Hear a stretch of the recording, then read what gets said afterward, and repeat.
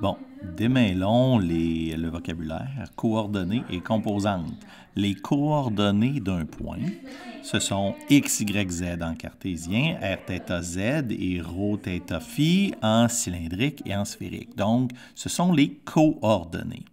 Les composantes, c'est la fonction, la valeur qu'il y a devant un des vecteurs de la base. Donc, le vecteur position R en cartésien, c'est la composante x fois le vecteur de base x plus la composante y qui est la composante y devant le vecteur y, le vecteur unitaire y, et z, la coordonnée du vecteur, de la coordonnée du point, qui est aussi la composante devant le vecteur z.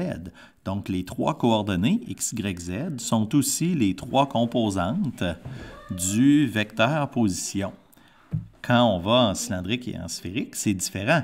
Les coordonnées r, θ, z sont utilisées en partie dans le vecteur position, donc la composante devant le vecteur ER, et R, qui est la coordonnée, et devant le vecteur unitaire de la base EZ, la composante Z, c'est-à-dire la composante devant le vecteur EZ, et la coordonnée Z.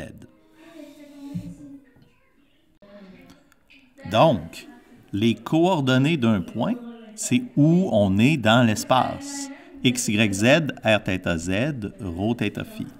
Les composantes, c'est ce qu'on retrouve devant les vecteurs de la base, les vecteurs unitaires. Donc, ce qu'il y a devant X chapeau, Y chapeau et Z chapeau, ce sont les composantes du vecteur. Puis, on a vu en particulier les composantes du vecteur position. Donc, c'est la même chose pour le vecteur en composante cylindrique ou sphérique.